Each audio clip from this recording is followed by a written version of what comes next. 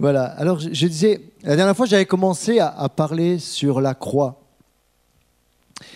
Pour moi la croix, c'est ce message qui est le plus important dans la parole de Dieu. Et en préparant ce message que j'avais déjà une fois apporté, en le relisant, j'ai été perturbé depuis avant-hier sur un mot. C'est ce mot résurrection.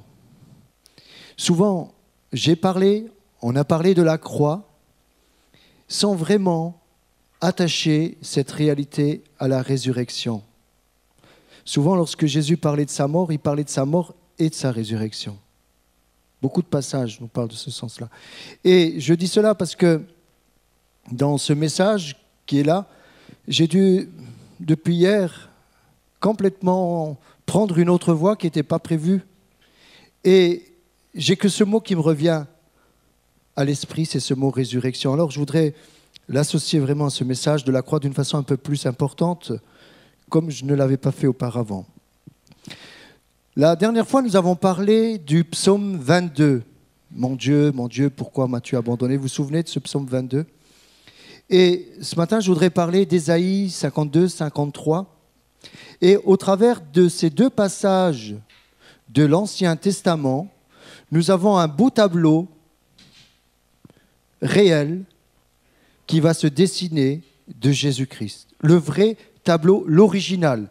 En fait, les peintres qui ont fait ces beaux tableaux de Jésus ne se sont pas bien inspirés du psaume 22 et d'Ésaïe 52, 53. S'ils s'étaient inspirés, ils auraient moins vendu de tableaux. Parce que ces tableaux n'étaient pas beaux à voir. Imaginez de faire un tableau où Jésus est défiguré, on ne le reconnaît pas. On ne voit plus ses beaux yeux bleus, on ne voit plus ses traits. Quelqu'un m'a dit, ouais, j'ai vu le film de Jésus. Oh, il était beau, Jésus, il était beau. Je dis, oui, il était beau, dans le film. La Bible nous dit qu'il n'avait rien pour nous plaire. Alors ce matin, je voudrais qu'on revienne, s'il vous plaît, à une juste réalité de Jésus, de son œuvre à la croix, de ce qu'il est venu faire et comment il l'a fait et dans quel état il l'a fait. Mais surtout, ce qui est important de comprendre ce matin, c'est tout ce qui découle de la croix. C'est pour cela que ce message est tellement important et tellement, je ne dirais pas assez prêché.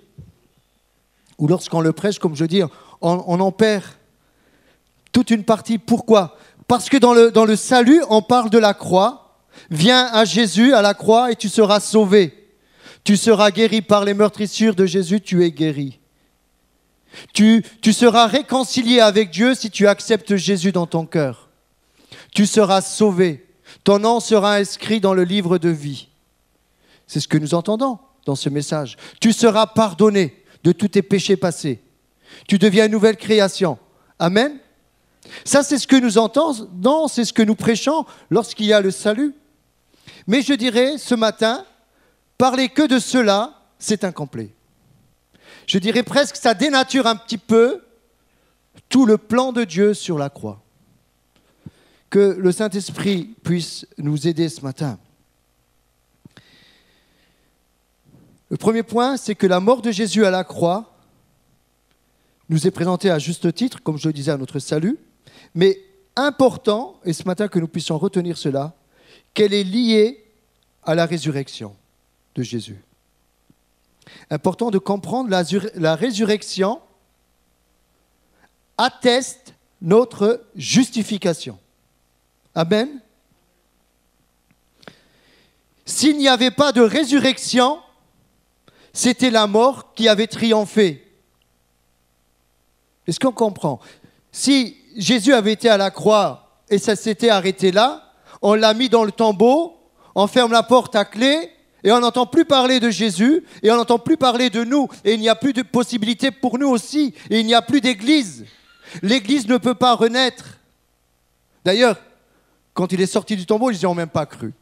Donc il fallait commencer. C'était déjà compliqué à démarrer. Hein. Mais imaginez, même avec ça, si Jésus était resté dans le tombeau, il n'y avait plus de possibilité pour ta vie de la victoire. La mort a été englouti par la victoire de Jésus-Christ. C'est important de comprendre que si Jésus était resté dans le tombeau, c'est comme si Dieu approuvait que Jésus a été maudit et qu'il reste dans la malédiction, que c'est fini. Non, Jésus, le Fils de Dieu, le Père l'a attesté et parce qu'il l'a approuvé, l'a ressuscité au 3e jour.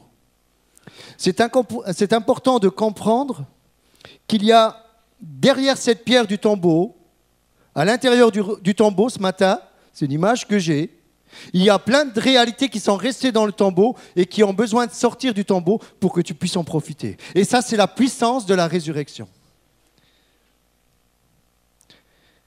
Alléluia. Que Dieu nous vienne en aide. Alors, pour sourire un petit peu, j'ai noté, s'il n'y avait pas d'avenir pour l'Église, il n'y avait sans cette résurrection, j'ai noté, c'était la fin des haricots. Tu comprends pourquoi je t'ai demandé ce matin si tu savais ce que ça voulait dire? Ça veut dire quoi? Est-ce que vous connaissez est-ce que les jeunes, les tout jeunes, connaissent cette expression? C'est la fin des haricots. J'ai dit les jeunes, hein? Les haricots, j'ai dit quoi? Haricots. Les haricots, c'est des bonbons.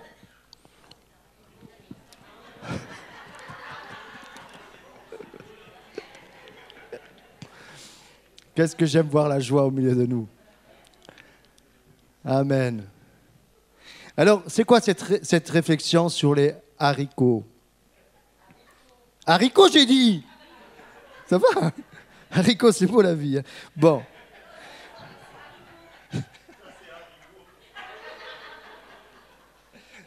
On s'aventure, hein, lorsqu'on part de la Bible hein, et qu'on prend d'autres références, hein, c'est toujours dangereux. Hein. Alors, comme dit l'expression, on ne jouait pas d'argent, mais des haricots secs. La fin des haricots signifiait donc la fin de la partie. Par extension, cette expression a été utilisée pour parler d'une situation critique avec la perte de tout espoir. Attachons-nous toujours à la croix. Vous voyez? Et il y a une deuxième version, c'était que lorsqu'il n'y avait plus rien à manger, il restait en réserve toujours les haricots. Et donc on se disait, bon, quand c'est la fin des haricots, c'est fini. Bon, c'est une expression, mais au travers de cette expression, je sais que vous allez retenir cette expression, mais attachez cette expression à cette réalité que s'il n'y a plus d'haricots, c'est la fin de tout. Mais nous, c'est beaucoup plus que ça. C'est beaucoup plus que ça. S'il n'y avait pas la résurrection, il n'y avait pas d'église. Il n'y avait pas de possibilité de victoire.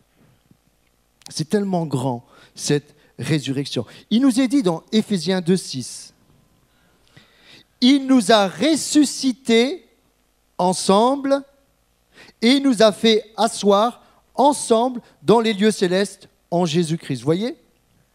Il nous a ressuscités. Donc Jésus, il n'est pas ressuscité seul. Nous avons essayez de rentrer ce matin dans le spirituel, dans cette réalité spirituelle qui des fois nous dépasse.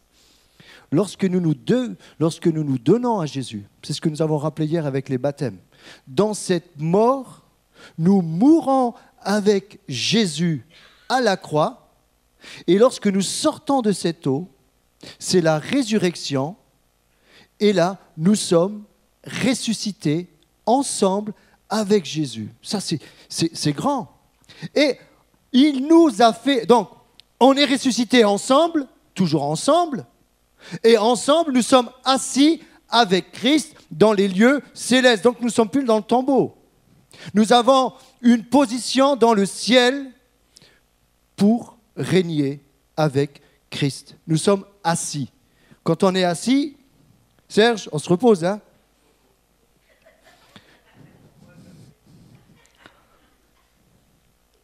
Quand on est assis, cette expression « on est assis », c'est qu'on se repose dans les lieux célestes avec Christ. C'est les rois qui sont assis. C'est les princes, c'est ceux qui règnent qui sont assis et qui donnent les ordres. Nous avons cette position parce que nous sommes ressuscités. parce que nous l'avons accepté. Et c'est une réalité pour chacun d'entre vous qui avez pris le baptême. Maintenant, vous êtes dans une nouvelle position. Vous êtes en pôle position. Vous êtes dans une position extraordinaire qui vous dépasse, que vous ne connaissez pas encore, qu'il faut comprendre. Vous n'êtes plus n'importe qui. Vous êtes des enfants de Dieu qui avaient un siège céleste. Mais il faut aller s'asseoir. C'est dommage. Il y a des sièges dans le ciel pour chacun d'entre vous. Et le Seigneur, il dit, mais qu'est-ce qu'ils font là? Qu'est-ce qu'ils font? Pourquoi ils ne viennent pas s'asseoir avec moi? Et ils sont ressuscités. Oui, ils sont ressuscités, mais ils n'ont pas compris. Essayez de comprendre ce matin que l'ennemi voudrait nous tenir comme ça, pauvres, en nous disant que ça n'existe même pas, cette réalité-là. Mais si nous commençons à devenir vainqueurs, régner avec lui, c'est l'ennemi qui va avoir peur. C'est lui qui est perdant. Donc, il est perdant de nous faire comprendre ces choses-là. Il va tout faire pour que nous passions à côté de cette réalité et qu'il ne nous parle que de la croix. Vous savez, l'ennemi n'aime pas la croix. Pas du tout, parce qu'il a trouvé sa défaite à la croix. Mais il fait avec ce qu'il peut. Il se dit, bon, on parle de la croix, mais il y a un autre aspect de la croix que les chrétiens ne connaissent pas assez. Il ne faut pas, parce que là, ils deviennent encore plus dangereux. Parce que là, maintenant, s'ils comprennent cette réalité, je vais commencer à perdre des personnes, à perdre du pouvoir, à perdre des liens, à perdre des droits dans les vies. Et c'est ce que l'ennemi fait. Il va tout faire pour empêcher au peuple de Dieu de comprendre quelle est sa position, assis avec Christ dans les lieux célestes. Ça veut dire beaucoup. Si on comprend cela, on va marcher différemment face à tout ce qui sera devant nous, face aux épreuves de la vie, face aux difficultés, face aux tempêtes. Nous aurons une sérénité qui va venir sur nous. Et là, on va commencer à voir les épreuves d'une façon différente. Nous ne sommes plus seuls. La croix est un passage là où il ne faut pas seulement s'arrêter, mais il faut continuer sa route une fois qu'on est passé par la croix, en comprenant qu'elle est liée à la résurrection de Jésus. Et ensuite, là je vais plus loin, elle devient un instrument dans lequel nous aussi, nous sommes crucifiés avec Christ, et c'est seulement ensuite qu'elle devient une puissance réelle pour nos vies. La croix, comme je le disais, a plusieurs aspects. Premier aspect, c'est le salut. Je l'ai expliqué tout à l'heure. On est sauvé, on est gracié, le pardon, la réconciliation, toutes ces choses. Maintenant, il y a un autre aspect de la croix qui nous parle du renoncement. La croix, en réalité, c'était un instrument de mort, de mise à mort. Et c'est Paul qui va nous dire que cette croix, j'ai été crucifié avec Christ. Paul va dire, j'ai été crucifié avec Christ. Et il va dire, Paul, que pour lui, le plus important, c'est de prêcher Jésus-Christ, Jésus-Christ crucifié. Le message le plus important de Paul, c'est Jésus-Christ crucifié à la croix. Et il va dire, lui aussi a été crucifié à la croix. Ça veut dire quoi? Ça veut dire qu'il y a un choix à faire dans nos vies, un moment. Ok, vous avez eu la bénédiction, mais après, le Seigneur, Jésus, il dit, voilà, prends l'autre côté de la croix. Il y aura des renoncements à faire dans ta vie. Non pas ta volonté, mais ma volonté. J'avais écrit ça, après j'ai dit, mais qu'est-ce que je suis en train d'écrire? Non pas ta volonté, Seigneur, mais ma volonté. J'ai dit, non, Seigneur, c'est pas comme ça. Non pas ma volonté, mais ta volonté. Il y a toujours des choix à faire dans nos vies. Ces choix nous amènent dans la sanctification, nous amènent dans la présence de Dieu. Il y a des choix à faire des fois dans nos vies. sur des choses qui sont un peu limites. Et là, le Seigneur il nous présente tout simplement la croix en disant, ok, tu as pris la première face de la croix, la guérison, la bénédiction, c'est bien, mais et la deuxième, est-ce que tu la veux? Le problème, c'est qu'aujourd'hui, on ne vit pas assez cette réalité et à cause de cela, la puissance de la croix ne se manifeste pas comme elle devrait. Je crois profondément que, je le disais la dernière fois, Jésus dans ce jardin de Gethsémane, Gethsémane c'est pressoir à huile. Ah, j'ai une petite vidéo, je vous la montrerai à l'occasion. Mon cousin qui me l'a envoyé d'Italie, il a fait de l'huile d'olive. Et il montre dans les pressoirs un petit peu modernes, mais comment tout est broyé pour que la belle huile, mais alors d'un verre magnifique, sorte. J'ai une bouteille à la maison, bon, venez pas, je ne vous en donnerai pas. Non, c'est précieux. Avec ça, on faisait l'onction à l'époque. Hein. Simplement pour dire que Gethsémane, c'est pressoir à huile. Les olives étaient broyées dans ces grosses pierres. Il y avait des grosses pierres, une en bas, une au-dessus, et il y avait cette meule donc, qui tournait. Il y avait un âne qui tirait cette grosse meule, et c'était broyé.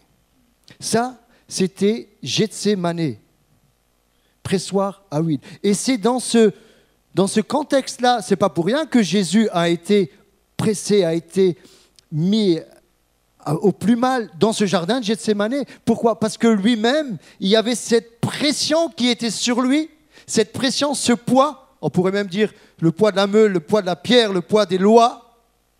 Parce que quand Paul dit « j'ai été crucifié avec Christ », il a été crucifié à cette loi qui nous condamnait, l'acte dont les ordonnances nous condamnaient. Donc cette loi, Jésus à un moment, elle est tombée sur lui. Elle est écrasée. Pourquoi? Jésus, lui, il avait accompli la loi. Mais nous, non. Donc, cette loi, il fallait maintenant la crucifier à la croix. Et c'est Jésus qui a pris toute cette pression. Et à un moment, il va dire, c'était tellement fort. Il y a même un ange qui a voulu venir le fortifier tellement c'était compliqué, difficile. Et là, il va dire, Seigneur, non pas ma volonté, mais ta volonté. Il va dire, cette coupe, si elle pouvait s'éloigner de moi, ça devait être horrible pour Jésus. Mais non, Seigneur, non, je la prends quand même. Et il va la boire jusqu'à la lie. Pourquoi? Parce qu'il y avait nous dans cette lie. Il y avait nous dans cette coupe. Et Jésus va être mis à mal le plus. Il va voir, comme je le disais la dernière fois, cette hémorragie interne, où sa sueur devint comme des grumeaux de sang. Elle va se mélanger avec le sang, ça devait être horrible. La pression démoniaque qui tombe sur lui. Ça, c'est Gethsémane. Et lorsque nous sommes sous pression, vous savez ce qui se passe? L'huile vierge commence à couler. Ça, c'est l'huile d'onction. Ça, c'est l'huile d'onction dans ta vie. Tu veux commencer à vivre quelque chose de glorieux? Tu ne peux pas le vivre si tu ne passes pas par Gethsémane. Si tu ne passes pas par ce pressoir à huile, si tu gardes que le premier aspect de la croix, tu vas vivre des choses, ok. Mais lorsque l'épreuve va tomber sur ta vie, que tu seras mis à mal, que tu n'auras plus de ressources, comment tu vas réagir? Quelques gouttes d'huile suffisent. La vraie huile, hein, je parle pas de l'huile de sueur ou les trucs là. Hein. La vraie huile. Une goutte, je la bois à la cuillère. Je ne t'ai pas dit, hein, j'ai commencé. Je mets de l'huile comme ça, je bois comme ça. L'huile d'onction, elle ne vient pas comme ça. Ça coûte cher. Et ça coûte cher de la vraie huile. Hein. Ce n'est pas l'huile du Lidl. Bon, je ne dois pas faire de pub. Et je n'ai pas dit que tu allais là. Hein. Non, mais on ne peut pas se permettre, chérie. Tu as vu quand on va en Provence, la dernière fois on était dans un moulin, on a demandé le prix d'une bouteille d'huile. Je dis, oh, et ça coûte, hein. Vous avez déjà pris de la vraie huile d'olive, mais pourquoi ça coûte? Parce que c'est normal que ça coûte, il y a du travail. Il faut aller cueillir ces olives, toute la pression, tout cela coûte. Mais dans nos vies, l'onction, tu crois qu'elle va venir comme ça parce que tu as fait une petite prière? Parce que tu es venu à l'imposition des mains et puis un qui est là, il commence à distribuer les dons? Moi, je n'y crois pas trop à ça. L'huile d'onction vient dans l'épreuve. L'huile d'onction vient quand tu es à bout, quand tu n'en peux plus, mais que tu ne lâches pas. il n'éteindra point le luminant qui fume. Il y a des temps d'euphorie dans notre vie. Il y a des temps où on sent la grâce nous porter, hein, on se sent là, porté. Gloire à Dieu pour ces moments. Ça, c'est les pentes, mais il y a aussi les côtes. Mais il y a des temps, dis-toi, hein, il y a des moments, moi j'aime mon épouse parce que je sais vraiment ce qu'elle vit.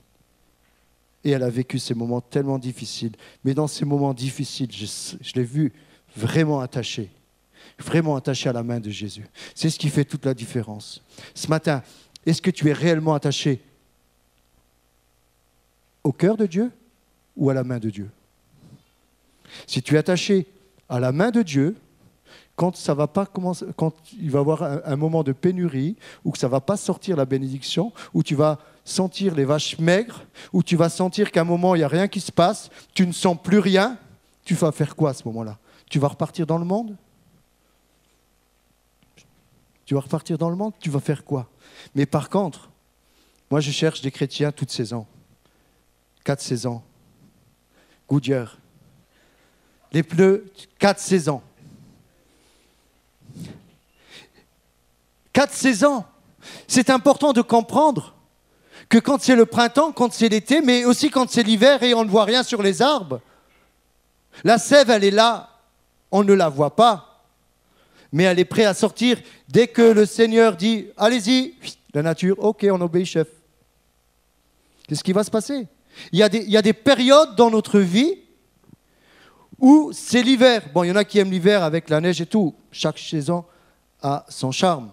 Mais moi, quand je vois les arbres en hiver, je préfère quand ils sont fleuris, quand il y a les belles fleurs, le parfum et tout qui sort. Mais il y a des réalités. Et dans nos vies, c'est important de comprendre qu'il y aura des moments de désert, des moments secs. Mais dans ces moments-là, restant attachés à la croix, restant attachés à la pierre de la croix, du tombeau qui a été roulé. Et si nous avons des doutes, regardons à l'intérieur du tombeau. Le tombeau est vide. Ça veut dire quoi? Ça veut dire que pour nous aussi, il est vide. On n'a plus rien à faire dans le tombeau. L'ange va dire, pourquoi cherchez-vous le vivant parmi les morts? Pourquoi cherchez-vous parmi les morts celui qui est vivant? Il est ressuscité. Il y a dans ce tombeau notre victoire. Il y avait les linges qui étaient pliés de Jésus. C'était là dans un coin. Hier, je me suis rendu compte que pourquoi la Bible parlait autant de ces linges. Plusieurs évangélistes vont nous parler des linges qui étaient bien pliés dans un coin. Pourquoi? Cette œuvre, c'est Dieu qui l'a faite. On n'est pas venu sortir Jésus du tombeau, sinon on l'aurait pris avec les linges directement. Dans cette résurrection, nous avons aujourd'hui une puissance de vie par la résurrection. Cette puissance de vie, c'est-à-dire que notre vieil homme, notre nature adamique, a été également crucifié et a été placé dans le tombeau. Et maintenant, en sortant du tombeau, c'est notre nouvelle identité qui doit marcher en nouveauté de vie. C'est ce qu'on comprend. Dans le tombeau est restée notre ancienne personne. Notre ancienne Myriam, elle est restée dans le tombeau. Elle est restée dans le tombeau. Maintenant, c'est la nouvelle Myriam qui est sortie du tombeau, qui est parfaite. On ne vous a jamais dit que vous étiez parfait. Ben, c'est normal. On vous a plutôt dit que vous étiez mauvais. Vous étiez des bons à rien. Vous n'arriverez jamais. Ou autre chose. Mais spirituellement, si on est ressuscité avec Jésus, on est semblable à Christ. Mais ça, il faut vraiment que nos mentalités changent. Et parce que nous sommes parfaits, parce que c'est notre vraie identité, ce que tu as été dans le passé, ça reste dans le tombeau. Maintenant, dans cette nouvelle identité, aux yeux de Dieu, tu es parfaite, tu es beau, tu es belle. Et tu es capable. Et tu es très puissant, mais tu ne le sais pas. assis avec Christ dans les lieux célestes. Mais si tu es dans le tombeau, tu peux pas t'asseoir, tu ne peux pas être dans les deux endroits en même temps. Ce matin, la pierre a été roulée. Sors de ce tombeau. Alors, je crois que je continuerai sur ce message. Là, je suis toujours à la première page, mais je vais faire la moitié et je continuerai la prochaine fois. La prédication de la croix est pour les uns une folie et pour les autres la puissance de Dieu. Pour toi ce matin qui est sauvé, est-ce que la croix, c'est une puissance de vie? Vous savez, c'est quoi une puissance de vie? C'est dangereux la puissance. C'est dangereux la puissance. Touchez à une puissance électrique, vous allez voir ce que ça va donner. Une puissance, ça vient de dynamite. Touchez à de la dynamite, vous allez sauter. Une puissance de vie. Il y a une puissance de mort, mais il y a aussi la puissance de vie. Pour nous qui sommes sauvés, qui avons accepté Jésus, la croix devient une dynamite, une puissance de vie. On a tous accès à cette puissance de vie, mais on ne le sait pas. Pourquoi ? Parce qu'elle est restée dans le tombeau, cette puissance de vie. Tu as une puissance de vie entre tes mains, tu ne l'exploites pas.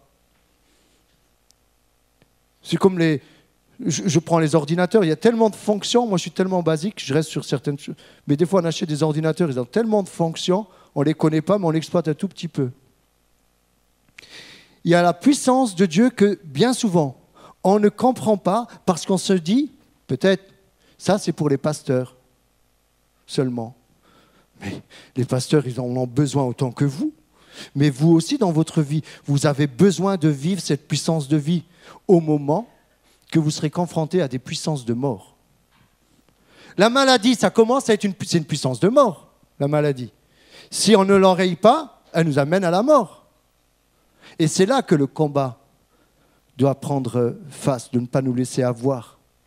Bien sûr, je n'entre pas dans tous les débats. Bien sûr qu'il y a la médecine, et heureusement qu'il y a la médecine. Mais comprenons que le processus de la maladie, si elle n'est pas arrêté, ça conduit à la mort. Et c'est à nous de comprendre que nous aussi, nous avons une puissance dans la prière. Nous avons une puissance que nous n'exploitons pas assez. Je crie pour des groupes de prière. C'est important de comprendre qu'on a une autorité, on a une position et on a besoin de l'exploiter pour avoir des combats, pour avoir des résurrections au milieu de nous. Est-ce que vous croyez en la résurrection? Mais maintenant, quand on parle de ça, c'est un rêve pieux. Mais pourquoi la Bible nous dit ça alors? Il faudrait arracher la Bible alors, ces pages. Il y a certaines choses, on ne peut même plus parler. On prend l'exemple de Jonas dans le grand poisson. Ce miracle est tellement grand qu'on n'y croit même pas. Que Moïse a séparé la mer Rouge. Il y a tellement de grands miracles maintenant, les gens quand on leur dit « ouais, ça c'était une histoire, c'était à l'époque ».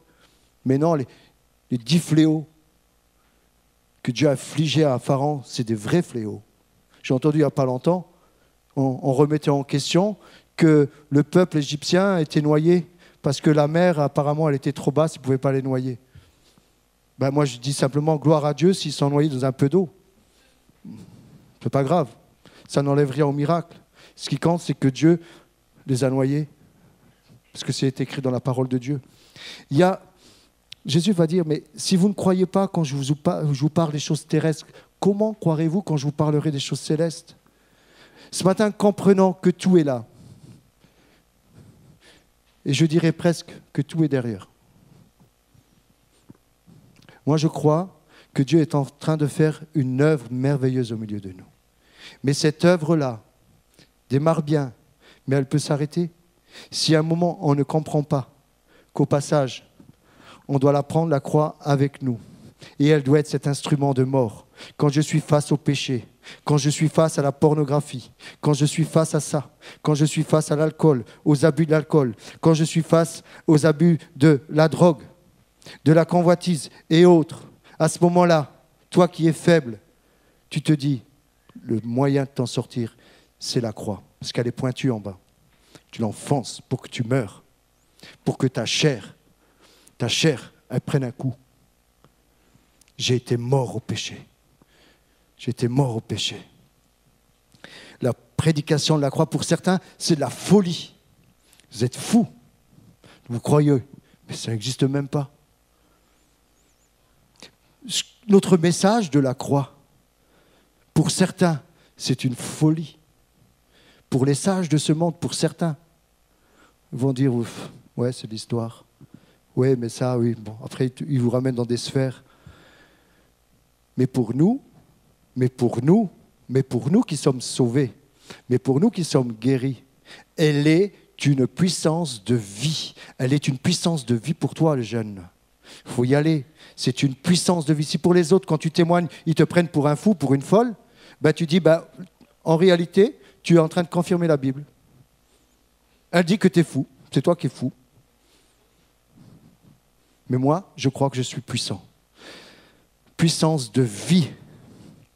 C'est ça le baptême. C'est de comprendre que maintenant, on est cette nouvelle création. Les choses anciennes sont passées. Toutes choses sont devenues nouvelles. C'est beau. C'est beau le message de l'Évangile. Personnellement, il me plaît vraiment. Si je n'étais pas converti, je me convertirais maintenant.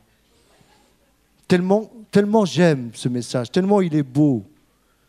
Ta vie passée peut être transformée. Ta vie passée peut être mise de côté. Même si tu as été marqué.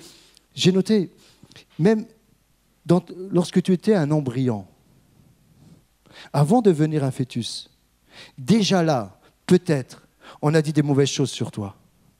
Vous savez, il y a aussi des réalités spirituelles. Des enfants qu'on n'a pas voulu. Des enfants qu'on a voulu faire disparaître parce que c'était des accidents, qu'ils n'ont pas été désirés. Ça peut exister. Mais si peut-être ces enfants sont là ce matin et qu'ils ont résisté et qu'ils sont là, j'aimerais te dire que même si on t'a dit de mauvaises choses quand tu étais un embryon ou un fœtus, tu as été voulu de Dieu. Sinon, tu ne serais pas là. Tu as été voulu de Dieu. Et Dieu a un plan pour ta vie. Le diable a essayé de t'arrêter, mais Dieu a un plan pour ta vie. Et le beau message de la croix, de l'Évangile, c'est que s'il y a des blessures en toi du passé, Dieu te libère. Si tu as été marqué au fer rouge, Dieu va enlever la cicatrice. Je ne dirais pas la cicatrice. Il y aura la cicatrice qui va te permettre de te souvenir que Dieu t'a guéri. Ce sera un objet de louange. Mais elle te fera plus mal quand tu la toucheras. Peut-être qu'il y a des plaies du passé qui sont là. Mais j'aimerais te dire, tout a été englouti dans la croix. Toutes tes souffrances du passé, tout, hop, la croix les a portées, les a mis dans le tombeau.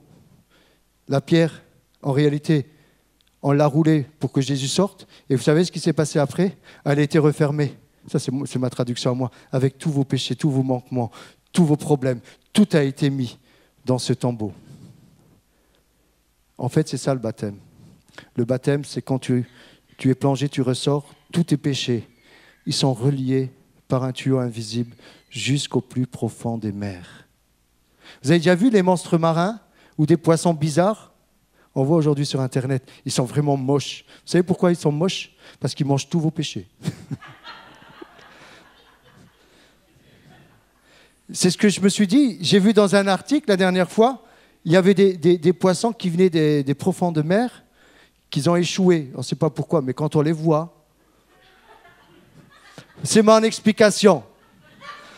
Donc attention à vos péchés. Amen. Alors, je vais terminer simplement avec la croix en disant que c'est à la croix que tous nos liens du passé qui remontent à des choses où on n'ose même pas en parler parce qu'on a été marqué par ça, mais tout le lien du passé, lien générationnel aussi. C'est important de comprendre que, on n'en parle pas souvent, mais ce n'est pas ma doctrine aussi, mais c'est de dire que si dans les générations du passé, il y a aussi des choses mauvaises qui ont été faites, c'est important de comprendre qu'à la croix, on est libéré de ces choses lorsqu'il y a confession. C'est à la croix qu'il peut avoir une libération complète de notre corps, de notre âme. Et je crois que notre esprit, lui, est parfait lorsque nous sommes sortis de tombeau. C'est à la croix que tes peurs, tes angoisses peuvent être vaincues. Tout ce qui est peur, tout ce qui est angoisse. Je me suis réjoui tout à l'heure, nous avons prié pour une personne en bas où vraiment un esprit de peur tenait la personne. En mettant en pratique ce que je dis, la paix de Dieu a envahi ce cœur perturbé. Les angoisses, les peurs sont parties. C'est le beau message de la croix. C'est magnifique. C'est à la croix. C'est pour cela qu'il est important de confesser lorsque nous avons fait des choses qui ne sont pas la gloire de Dieu et de se repentir. Vous savez, comprendre ces choses, c'est bien, mais ce n'est pas suffisant. Il arrive un moment où on doit délaisser, se repentir de notre péché, mais ça ne suffit pas aussi. Il y a ensuite le fruit de la repentance qui montre que tu t'es réellement repenti. Tu peux te repentir sur le coup parce que tu es touché, c'est bien, mais il faut plus que ça. Parce que si tu restes à ce stade-là, l'ennemi va venir te rechercher. Une fois que la musique, que le piano sera arrêté. Je plaisante, ma chérie. Une fois que tu seras dans le désert, tu seras plus vulnérable.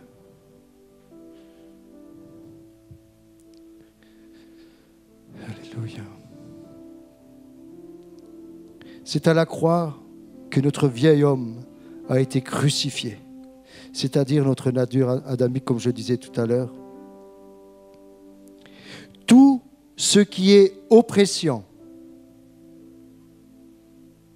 tout ce qui est possession démoniaque, il faut en parler. Tout ce qui est malédiction, c'est à la croix qu'ils ont été livrés publiquement en spectacle. Nous pouvons aujourd'hui opérer dans cette victoire de la croix.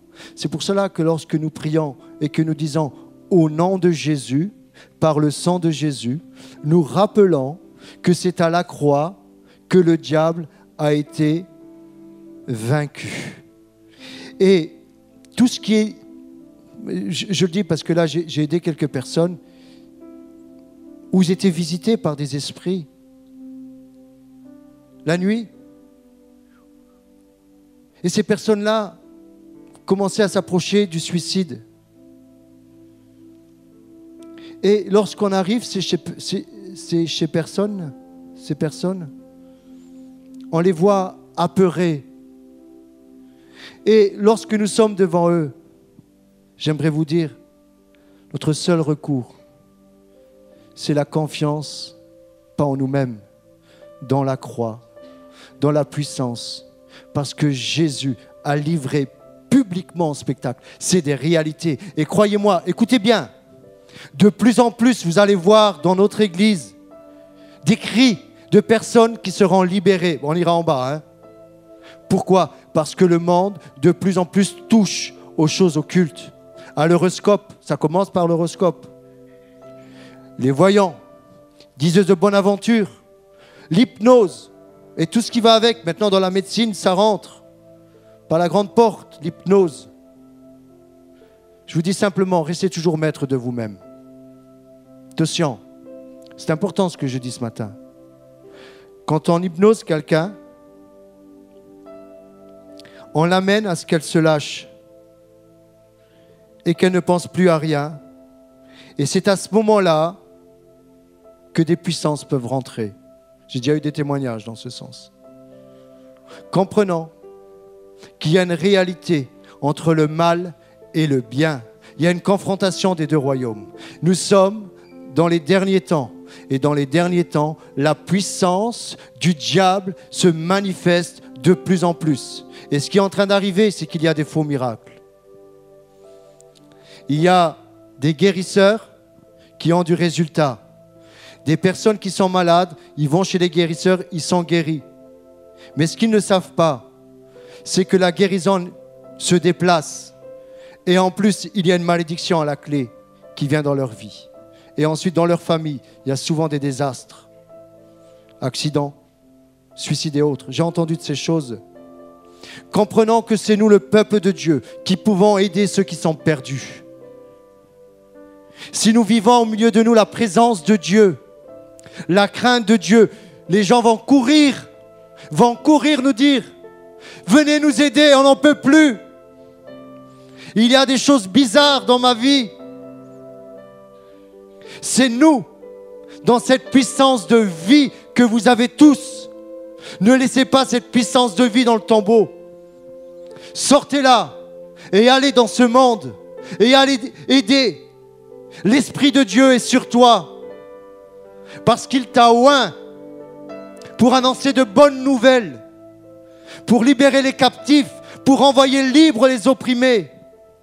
Il y en a qui sont en prison spirituelle, qui sont prêts au suicide. Ils attendent la révélation des enfants de Dieu. C'est toi ce matin qui va pouvoir les aider. Tu penses que ce n'est pas possible? Mais Dieu va utiliser des enfants.